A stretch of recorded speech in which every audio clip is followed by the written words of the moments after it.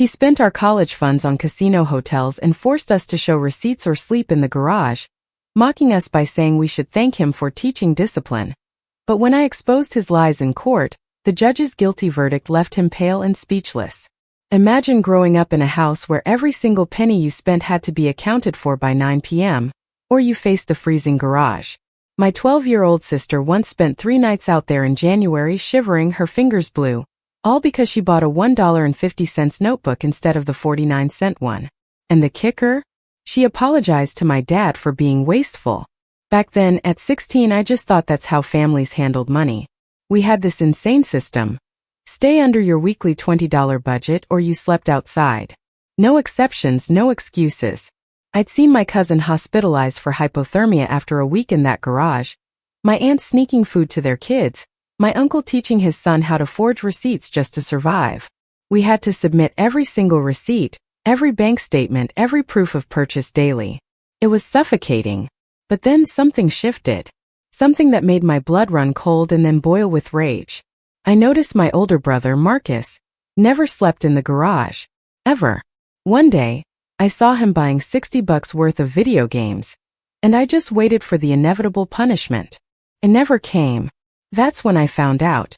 My parents gave him triple our budget and told him to keep it a secret. The sheer injustice of it made me sick. I was taking economics that semester, and for a project on modern finance, I dove deep into cashback apps and rewards programs. That research became my weapon. I learned about receipt scanning apps that gave you money back, stores that offered cash for returns without receipts, manufacturer rebates my parents never tracked. I started small, buying items, scanning receipts for cash, then returning them for full refunds. Within a month, I had an extra $40 saved up. But I couldn't keep this to myself. Not after my cousin ended up in the ICU with severe hypothermia and permanent lung damage from her week in the garage during a snowstorm. Not when my little sister was developing chronic bronchitis from repeated nights outside. So I started a secret financial literacy club every Sunday at my grandmother's house, while the adults were busy in the living room. I taught my cousins and siblings everything. How to split receipts, how to use basic photo editing to adjust amounts, how to create fake purchase histories. But most importantly, I showed them how to document their medical issues from the garage punishments without our parents ever knowing. We got sophisticated, man. We had spreadsheets tracking who needed what, hidden emergency funds for those facing garage nights, even a system for sharing warm clothes and blankets. Some of us learned to manipulate our spending records by $20 or $30, buying actual food, while our parents praised our frugality. Then the real bomb dropped. I found betting slips in my father's car. Casino receipts. Online gambling transactions. He'd lost thousands while forcing us to account for every single penny. The man who made my sister freeze for $1 had blown our college funds at poker tables. Everything started unraveling when he lost his job because of his gambling debts. He became completely paranoid, announcing new policies, including surprise receipt audits and bank statement cross-checks. That's when my mom found our emergency fund during spring cleaning, $500 in small bills hidden in my closet. My parents dragged me to the kitchen, demanding to know where it came from. When I stayed silent, my father grabbed my sister, the one with bronchitis, and swore she'd sleep in the garage until I confessed everything. I had 2 hours. 2 hours to decide how to protect everyone. While I sat there, paralyzed, my cousin, the one who'd been hospitalized, quietly started recording my father on her phone. She got him admitting he knew the garage caused her lung damage, but claimed it taught good financial discipline. When the 2 hours were up, I told my parents I'd call everyone over to apologize and explain. They smirked, thinking they'd won. They had no idea what was coming. When the family gathered, I didn't confess about the cashback schemes. No. Instead, I pulled out the gambling receipts, the casino photos, the betting account statements. I showed everyone how he'd spent $50,000 of our family money, while his children froze in garages. Then my cousin hit play on her recording. My mother heard my father casually discussing permanent lung damage like it was nothing. And then she found credit card statements showing charges at hotels when he was supposedly working late. The mistress, the one he'd been funding with our grocery money. Everyone's eyes were opening. And just when they thought it couldn't get worse, it did. My brother Marcus, who'd been standing in the corner, arms crossed, watching everything unfold, stepped forward. He grabbed the receipts from my hands, crumpling them up. My father lunged for the papers, but Marcus held them high above his head, a silent act of defiance. The room erupted into chaos as my cousins started pulling out their phones, documenting everything. My Aunt Catherine, who'd been silent for years about her children sleeping in the garage, finally spoke up. She revealed how she'd been secretly working 2 jobs to pay for her kids' medical bills from the cold exposure. My father tried to leave the room, but my uncle Sebastian blocked the doorway. The confrontation escalated when my grandmother, who we all thought was too frail to understand our situation, produced a folder from her purse. Inside were copies of every medical record, every hospital bill, every prescription for pneumonia and bronchitis that resulted from the garage punishments. She'd been collecting evidence for 2 years. The room fell silent as she spread the documents across the kitchen table. 43 separate medical incidents, thousands of dollars in treatments, all because children went a few dollars over budget. My mother picked up each paper with shaking hands, reading the diagnoses: chronic respiratory infections, frostbite, hypothermia, anxiety disorders, post-traumatic stress. My father tried to justify it, claiming it built character and financial responsibility. But my cousin Kathy, still recovering from her lung damage, stood up and lifted her shirt, showing the surgical scars from her collapsed lung. The garage punishment had nearly killed her. My father's face went pale, but he still wouldn't admit fault. That's when I revealed the second folder I'd been hiding. Bank statements showing how he'd been stealing from our college funds to cover his gambling losses, forged signatures on withdrawal slips, fake investment reports he'd created to hide the missing money. $23,000 meant for my education, gone. $15,000 from my sister's fund vanished. Even Marcus's fund, despite him being the favorite, had been raided. My mother sank into a chair, overwhelmed by the betrayal. She asked how long I'd known, and I admitted I'd discovered it 3 months ago, while researching for my economics project. I'd been documenting everything, creating a paper trail that couldn't be disputed. Every bet, every loss, every lie was recorded. My cousins started sharing their own discoveries. Sebastian had found evidence that my father had been using our social security numbers to open credit cards. Kat had screenshots of him selling our belongings online to fund his gambling. Even my younger cousins had noticed things missing from their rooms, items that mysteriously disappeared when my father needed quick cash. The reason for the extreme budget rules became sickeningly clear. It wasn't about teaching financial responsibility. It was about controlling every penny so he could fuel his addiction while maintaining the image of a responsible father. The garage punishments weren't discipline. They were intimidation tactics to keep us from questioning where the money really went. My grandmother took charge. She announced that she was opening her home to any child who needed shelter, no questions asked. She'd already consulted with a lawyer about custody arrangements. The garage punishments would end immediately, or she would take action to protect every child in the family. My father tried to storm out, but my mother blocked his path. She demanded his car keys, wallet, and credit cards. When he refused, she pulled out her phone and showed him photos she'd taken of his car at the casino just last week, when he claimed to be at a work conference. She had her own evidence file and she was done enabling him. The family meeting turned into an intervention. Each person shared how the financial abuse had affected them. My aunt described watching her daughter struggle to breathe. My uncle talked about teaching his son to lie and forge documents. Even Marcus, the favored one, admitted the crushing guilt he carried knowing his siblings suffered while he was protected. My sister, despite her young age, showed more courage than any of us. She pulled out a journal where she documented every garage night, every wheeze, every time she couldn't sleep because she couldn't breathe. Her entries were heartbreaking.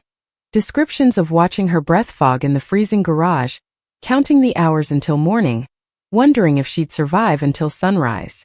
As the evidence mounted, my father's defenses crumbled. He tried shifting blame, claiming we were ungrateful, that he'd provided for us, that his gambling was under control. But the receipts didn't lie. The medical records didn't lie. The credit reports showing maxed out cards in our names didn't lie. My mother made a decision that would change everything. She announced she was taking control of all family finances immediately. Every account, every card, every asset would be frozen until a full audit could be completed. She'd already spoken to a financial advisor specializing in gambling addiction recovery. The house would be refinanced to pay off the secret debts, and strict controls would be implemented. But that wasn't enough for the younger kids who'd suffered. My cousin demanded to know what would happen to ensure this never occurred again. Would my father face any real consequences, or would this be swept under the rug like so many family secrets? The room waited for an answer. My grandmother stood up from her chair and walked to the center of the room. She pulled out her phone and began making calls to family members who weren't present. Within minutes, she had arranged for my younger cousins to stay at various relatives' homes that night. My father watched helplessly as his control system crumbled before his eyes. The next morning, my mother woke me early and handed me a stack of bank documents. She needed my help cataloging every transaction from the past 5 years. We spent hours at the kitchen table, highlighting suspicious withdrawals and tracking patterns. My economics knowledge proved invaluable as I explained how my father had been moving money between accounts to hide his gambling losses. My sister came downstairs carrying a box of receipts she'd been secretly collecting. Inside were duplicates of every purchase she'd made, annotated with notes about which ones had resulted in garage punishments. Her meticulous record-keeping revealed that my father's punishment threshold had been getting stricter as his gambling debts increased. That afternoon, my Aunt Catherine arrived with her own documentation. She'd been photographing her children's medical conditions after each garage punishment, creating a visual timeline of deteriorating health. The images showed progression from minor cold symptoms to severe respiratory distress requiring emergency intervention. My father returned home from wherever he'd spent the night and found the locks changed. My mother had acted swiftly, securing the house while he was gone. He pounded on the door, but she simply held up the eviction notice she'd had prepared. The look of shock on his face was visible through the window.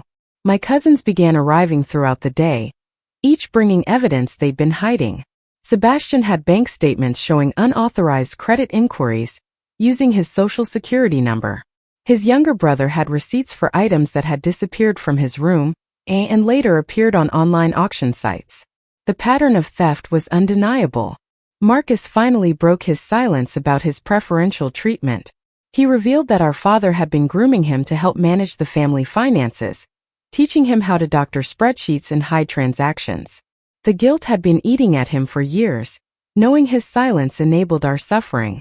We established a temporary command center in the dining room, organizing evidence into categories: medical documentation, financial fraud, theft, and psychological abuse. My grandmother supervised the process, ensuring every piece of evidence was properly documented and copied. She'd hired a forensic accountant to review everything. The forensic accountant arrived that evening and immediately identified multiple instances of tax fraud. My father had been claiming fake business expenses to offset his gambling losses, using our names as employees of a non-existent company. The implications were staggering, potentially affecting our future ability to get student loans or jobs requiring background checks. My mother discovered that my father had been intercepting our mail, hiding credit card statements and collection notices. She found a hidden stash in the garage ceiling, ironically, in the same space where we'd been forced to sleep. The stack of unopened envelopes revealed debts totaling over $80,000. My younger cousins, emboldened by the adults taking action, began sharing stories we'd never heard. They described my father threatening them if they ever told their parents about the garage punishments when they visited. He'd created a culture of fear that extended beyond our immediate family. The next few days became a blur of discoveries and revelations. My uncle Sebastian found evidence that my father had been siphoning money from our grandmother's accounts, taking advantage of her trust when she asked him to help with her banking. The betrayal cut deep, as she'd been living on a fixed income while unknowingly funding his addiction. My economics teacher, noticing my exhaustion in class, pulled me aside to check if everything was okay. I gave her a vague explanation about family troubles, but she sensed there was more. She offered to write a letter documenting my strong academic performance despite the challenges at home, something that might help with college applications given our destroyed college funds. Back at home, we discovered my father had been maintaining multiple gambling accounts under variations of our names. He'd memorized our social security numbers and used them liberally, creating a web of debt that would take years to untangle. My mother spent hours on the phone with credit agencies, placing fraud alerts on all our accounts. My sister's health took a turn for the worse, requiring a trip to the emergency room when her breathing became labored. The doctor, reviewing her history, expressed concern about the pattern of respiratory issues in someone so young. My mother finally told him the truth about the garage punishments, and his expression turned grave. The doctor ordered comprehensive testing and discovered scarring in my sister's lungs, consistent with repeated exposure to extreme cold. He documented everything carefully, noting that this constituted medical neglect. His report would become crucial evidence in the custody evaluation my grandmother had initiated. My father, locked out of the house, began showing up at our schools. He waited outside, trying to intercept us before we could get to our rides home. The security guard at my sister's middle school had to escort him off the property when he became aggressive. Each incident was documented and added to our growing file. My cousins reported similar encounters at their schools. My father had been approaching them, alternating between threats and bribes to get them to recant their statements about the garage punishments. One of my younger cousins even recorded him offering her $100 to say she'd lied about sleeping outside. The financial investigation deepened when we discovered my father had been running a side business using our garage as a storage facility. He'd been buying and reselling electronics, keeping the profits off the books while forcing us to account for every penny of our allowances. The hypocrisy was staggering. My mother found business cards in his abandoned home office, revealing he'd been presenting himself as a financial advisor to other families in our community. The thought of him giving financial guidance while destroying our family's finances was both ironic and terrifying.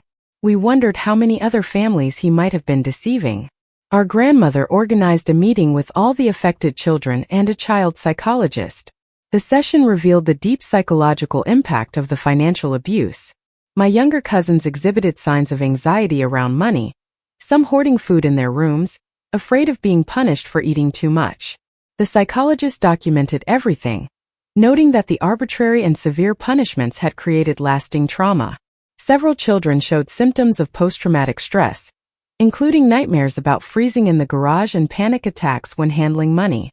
Her report emphasized the long-term therapeutic needs of the family. My mother, overwhelmed by the revelations, struggled to process how she'd missed the signs for so long. She admitted that my father had been controlling their finances since they married, gradually isolating her from financial decisions. She trusted him completely, never questioning why she didn't have access to their accounts. We discovered my father had been maintaining a storage unit where he kept gambling memorabilia and evidence of his winnings, creating a shrine to his addiction. Among the items were photos of him at casinos with people we didn't recognize, suggesting he'd been living a complete double life. The storage unit also contained boxes of our personal belongings he claimed were lost or donated. Childhood toys, electronics, jewelry, gifts from grandparents, all secretly sold or pawned when he needed quick cash. Each item represented a lie, a betrayal of trust that cut deeper than the financial losses. My Aunt Catherine revealed she'd been keeping her own secret. She'd installed a hidden camera in her garage after her daughter's hospitalization, hoping to document any future punishments. The footage she'd captured showed my father instructing her husband on how to make the garage punishment more effective by removing insulation from certain areas. The video evidence was damning, showing my father's calculated cruelty. He demonstrated how to position children away from heat sources and advised keeping the garage door cracked open, just enough to let in cold air without being obvious to neighbors. His methodical approach revealed this wasn't misguided discipline, but deliberate torture. My school counselor, alerted by my economics teacher, called me in for a meeting. She'd noticed changes in my behavior and grades since the family crisis began. I found myself opening up about the situation, and she immediately began documenting everything from my school records, ensuring there would be context for any impact on my academic performance. The counselor connected us with resources for families dealing with financial abuse and gambling addiction. She explained that our situation, while extreme, wasn't unique. Many families struggled with similar issues, though few involved such systematic child abuse. Her validation helped us understand we weren't overreacting to seek help. My cousins and I continued meeting secretly, now focused on supporting each other through the investigation process. We created a buddy system, ensuring no one faced my father alone if he attempted contact. The solidarity we built through our financial literacy club now served as our emotional support network. During one meeting, my cousin Kathy revealed she'd been experiencing severe anxiety attacks since the confrontation.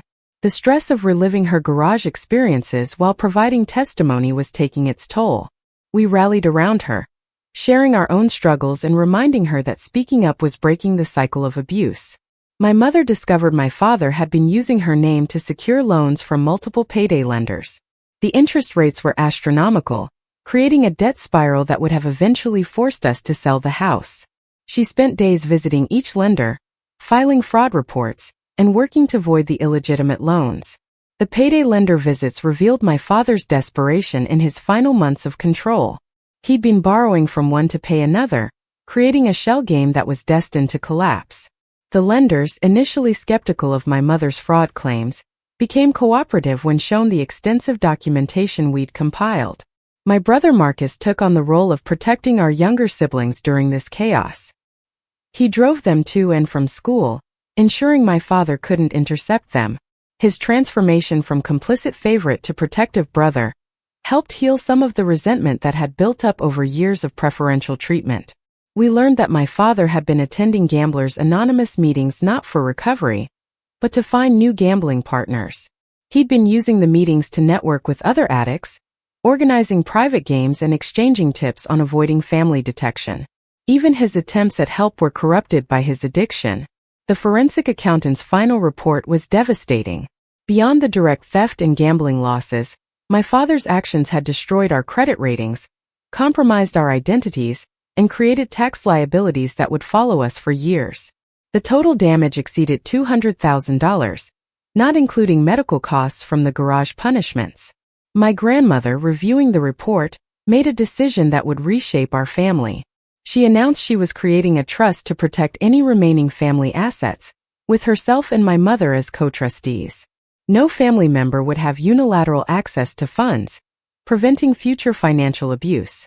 The trust structure included provisions for our education and medical needs, funded by the sale of assets my father had hidden. My grandmother's foresight in documenting everything made it possible to trace and recover some of the stolen money, though the majority was gone forever. My sister's respiratory specialist recommended a long-term treatment plan that would cost thousands of dollars. The irony wasn't lost on us that money saved through garage punishments would now be spent on treating the damage they caused. My mother filed insurance claims, documenting the abuse as the cause of the medical conditions. The insurance company initially resisted covering treatment for abuse-related conditions, but our lawyer argued successfully that the systematic nature of the punishment constituted assault. The precedent this set would help other families in similar situations seek coverage for abuse-related medical treatment. My father's attempts to maintain control grew increasingly desperate. He began showing up at extended family gatherings, trying to turn relatives against us. His stories grew more elaborate with each telling, painting himself as a victim of ungrateful children and a vindictive wife. Most relatives saw through his lies, having witnessed the evidence we'd presented. But some, particularly those who'd benefited from his financial advice over the years, remained sympathetic. This divided our extended family, creating tensions that would persist long after the immediate crisis passed. The custody evaluation process was exhausting. Each child had to undergo interviews with court-appointed psychologists, reliving traumatic experiences while strangers took notes. My younger cousins struggled with the process, but we supported each other through each session. The evaluators' preliminary findings were unequivocal. My father posed a significant risk to child welfare and should have no unsupervised contact with minors. The recommendation included mandatory therapy and financial restitution before any consideration of restored parental rights. My mother, empowered by taking control of the finances, discovered hidden talents for money management. She implemented budgets that were firm but fair, teaching us financial responsibility without the cruel punishments. The contrast to my father's system was stark and healing. We established new family traditions around money, including monthly financial meetings where everyone could voice concerns and ask questions. Transparency replaced secrecy, and education replaced punishment. The younger children slowly began to lose their fear of financial discussions. My economics project, which had started this journey of discovery, earned recognition at the state level. My teacher encouraged me to expand it into a presentation on financial abuse and family economics. The irony of becoming an expert on family finances through surviving financial abuse wasn't lost on me. During my presentation, I carefully avoided personal details, but spoke passionately about the importance of financial literacy and recognizing abuse patterns. Several audience members approached me afterward, sharing their own stories of family financial dysfunction. Our experience, as painful as it was, could help others. My father's gambling addiction finally caught up with him legally when one of his creditors filed charges for check fraud. He'd been writing bad checks to cover gambling debts, hoping to win enough to cover them before they bounced. His arrest made the local news, bringing unwanted attention to our family situation.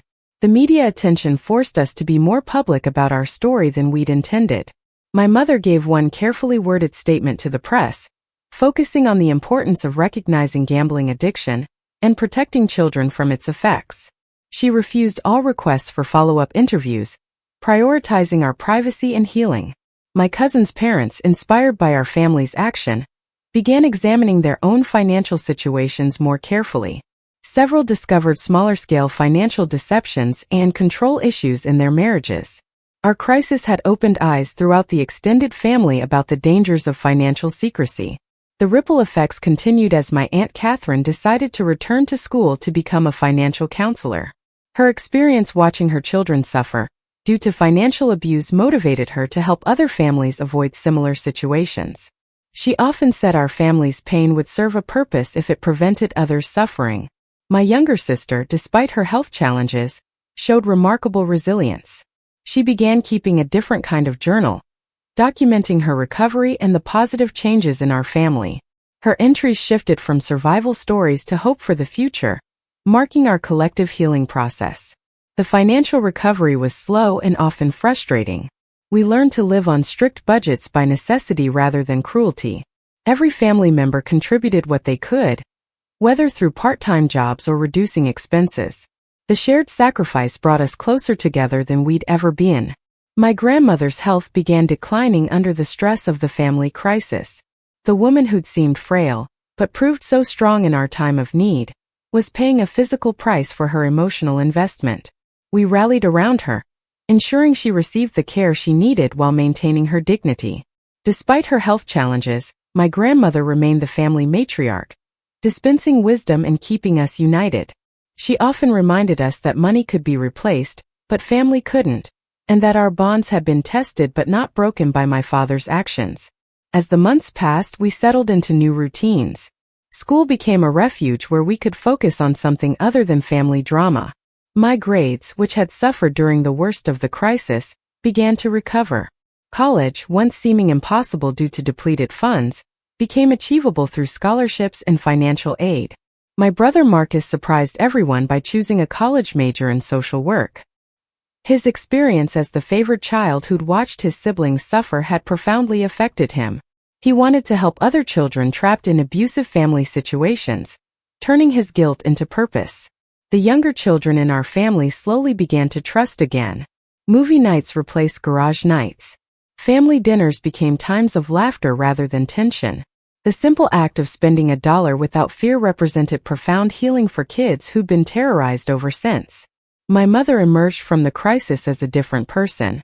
The woman who'd been financially dependent and controlled for decades became a fierce advocate for financial transparency and independence. She started volunteering with domestic abuse organizations, sharing her story to help other women recognize financial abuse. Our family's transformation attracted attention from researchers studying financial abuse and family dynamics.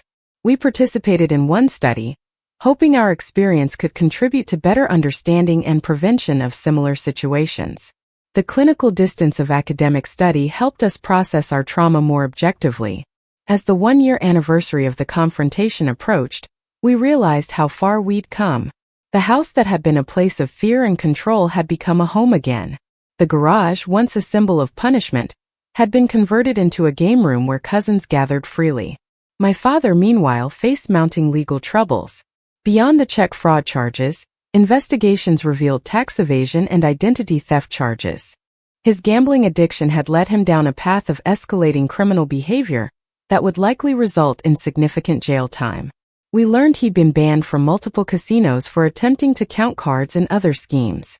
His desperation to win had made him reckless, burning bridges throughout the gambling community. The man who'd controlled our every penny had lost control of his own life entirely.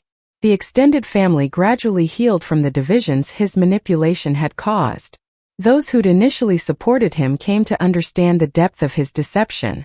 Family gatherings, once tense affairs, became celebrations of our collective survival and recovery. My economics teacher invited me to speak to her new class about family financial management.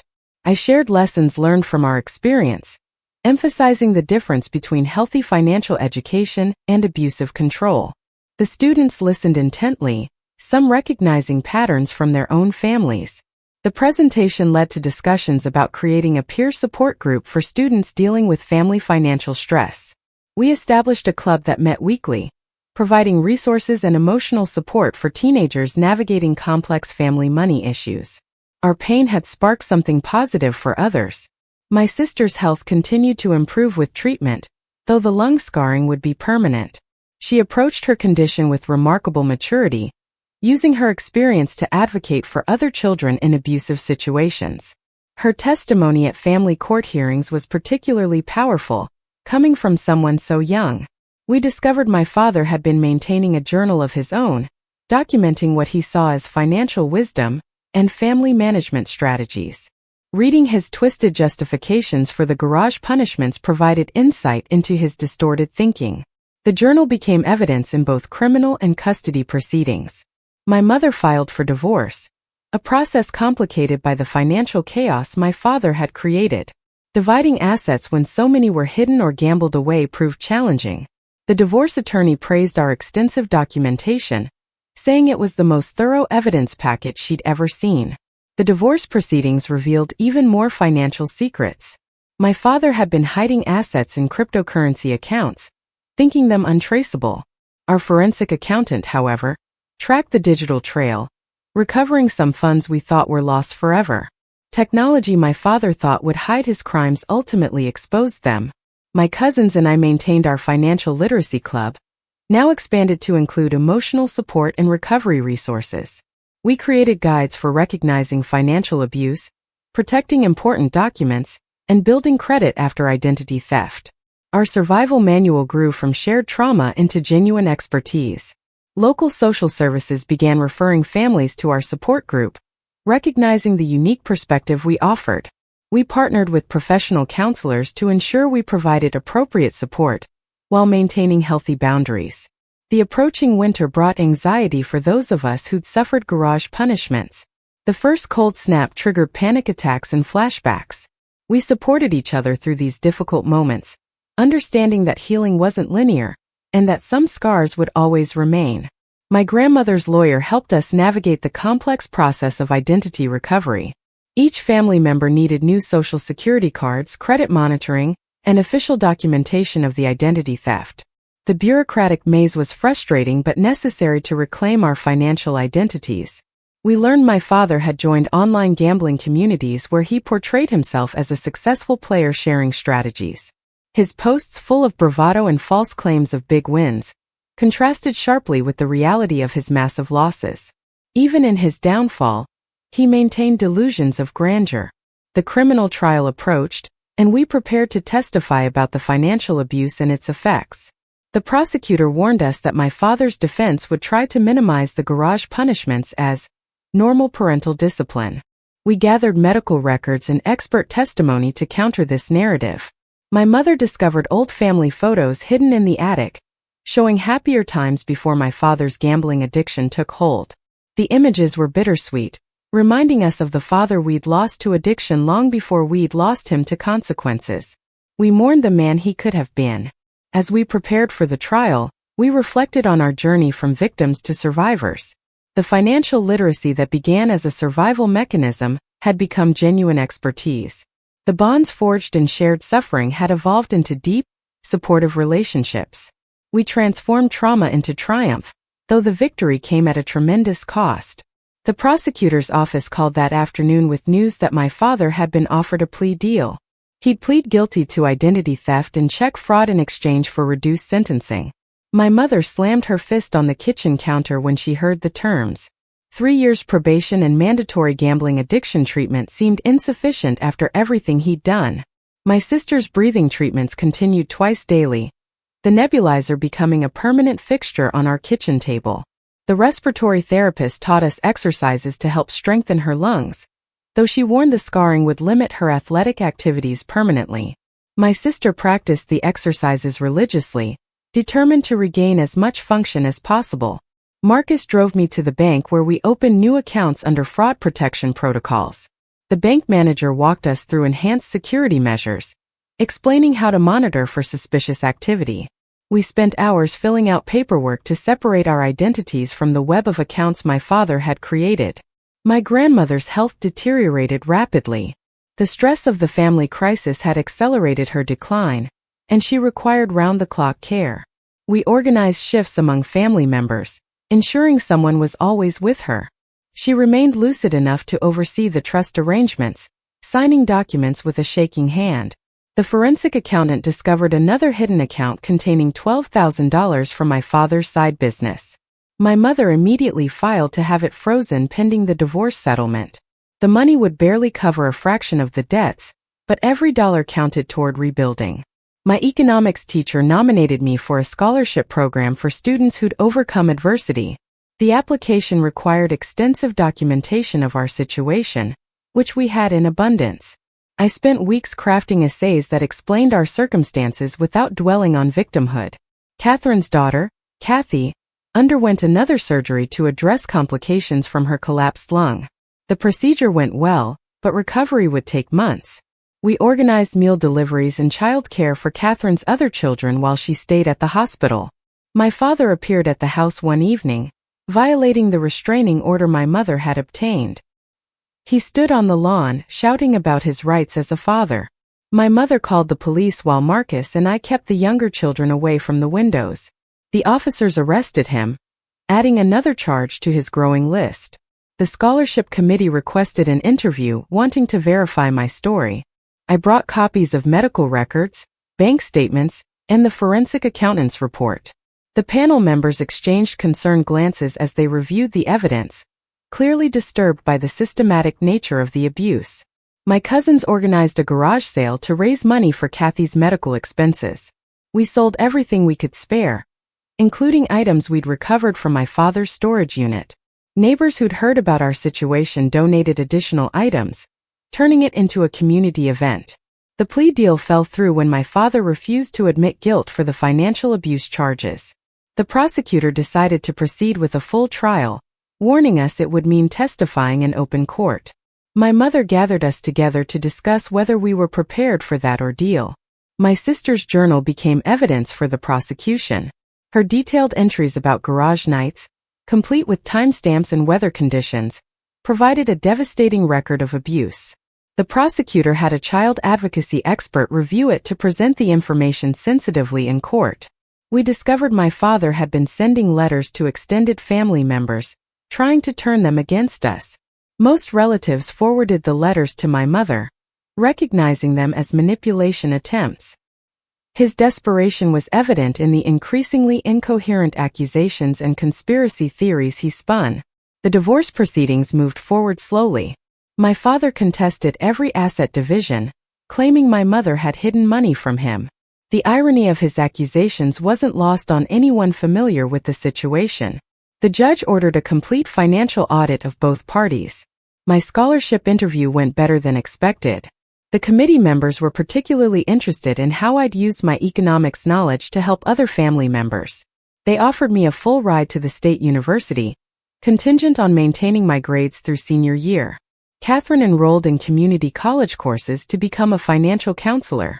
She attended classes in the evenings while working during the day, determined to turn our family's tragedy into a career helping others. Her children stayed with us on class nights, integrating seamlessly into our new household routines. The criminal trial date was set for 3 months out.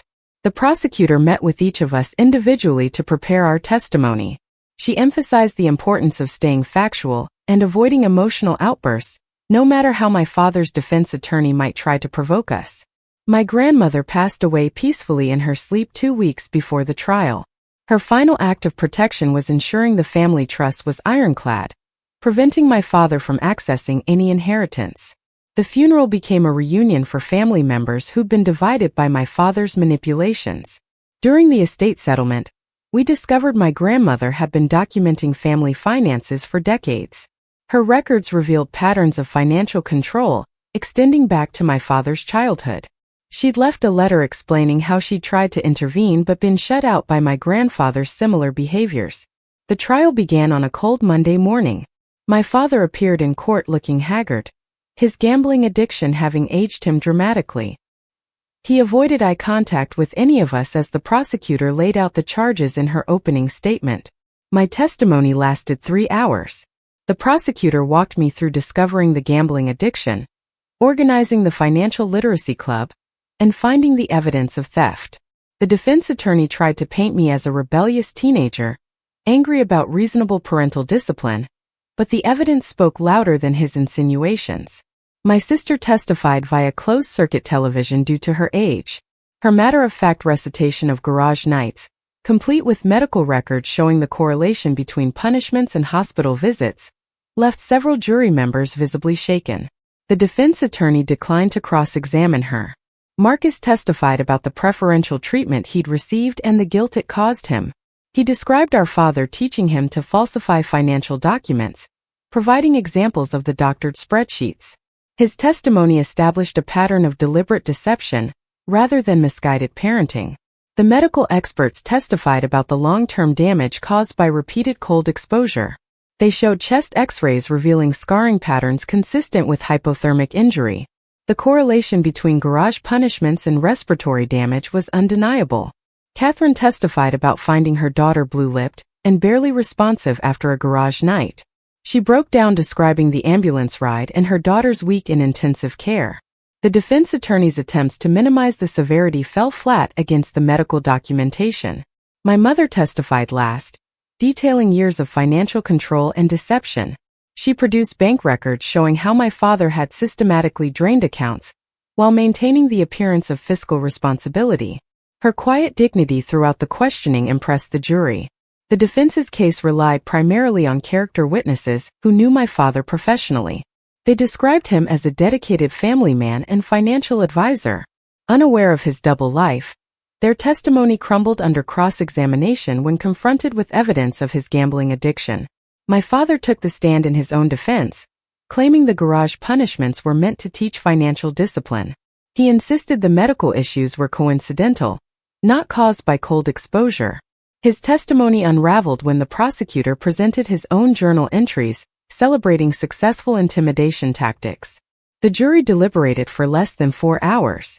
They returned guilty verdicts on all counts: identity theft, financial fraud, child endangerment, and criminal neglect. My father stood motionless as the verdicts were read, finally facing consequences for his actions. Sentencing was scheduled for the following month. The judge ordered a pre-sentencing investigation to determine appropriate punishment.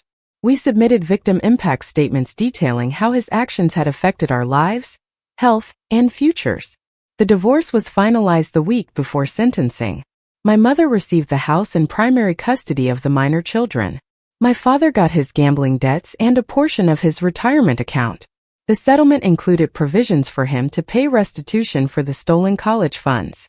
At sentencing, the judge condemned my father's systematic abuse of power and trust. She sentenced him to 5 years in prison with possibility of parole after 3. He was ordered to pay full restitution and undergo mandatory gambling addiction treatment upon release. My father was led away in handcuffs without looking back at his family. We sat in the courtroom afterward, processing the finality of justice served.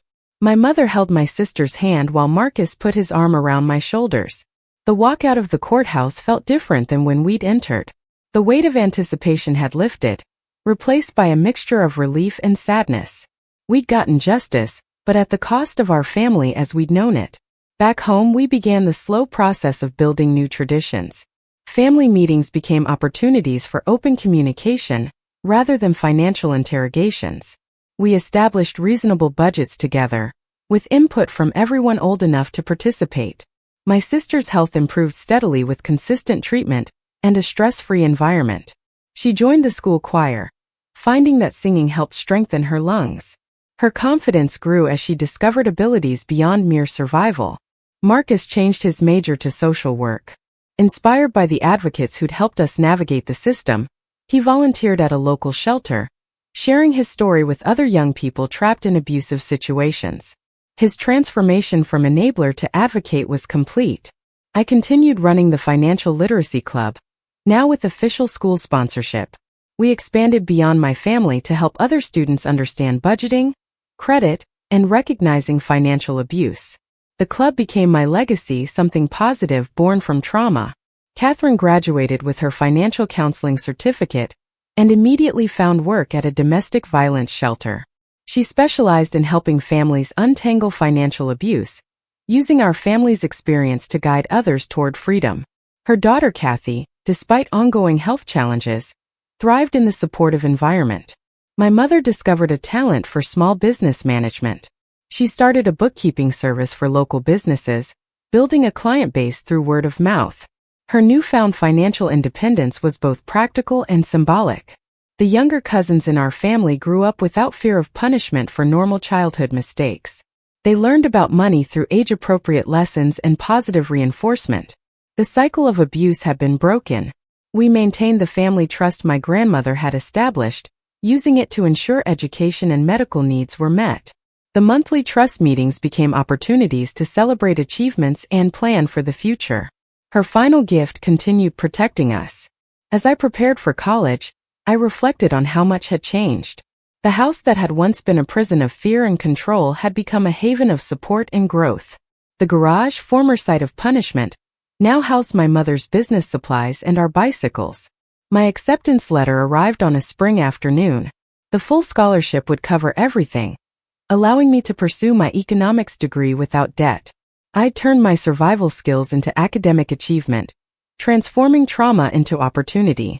The extended family gradually healed from the divisions my father had created. Holiday gatherings resumed with new traditions, replacing the old tensions. We'd learned to recognize manipulation and control, making our bonds stronger through shared vigilance. My economics teacher asked me to speak at the senior awards ceremony about overcoming adversity. I accepted, knowing my story might help others recognize abuse in their own homes. The speech focused on resilience and the power of knowledge to change circumstances. Graduation day arrived with a mixture of pride and poignancy. My father's absence was notable, but not mourned. The family members who'd stood by us filled the auditorium, cheering as I walked across the stage. My sister's improved breathing allowed her to whistle loudly when my name was called. That evening, we held a celebration at home. The same kitchen where I'd once been interrogated about hidden money now hosted a joyful gathering. My mother had prepared a feast without worrying about every penny spent. The transformation was complete. As I packed for college that summer, I found old receipts hidden in my desk drawer. Remnants of the elaborate deceptions we'd maintained for survival. I threw them away, no longer needing to hide or lie about money. Financial freedom meant more than just having enough. It meant living without fear. My sister helped me pack, her breathing easy and unlabored. She decorated a photo album with pictures of our family's journey toward healing. The final page showed all of us at my graduation, smiling genuinely for the first time in years. We'd survived, we'd healed, and we'd built something better from the ruins of what we'd lost.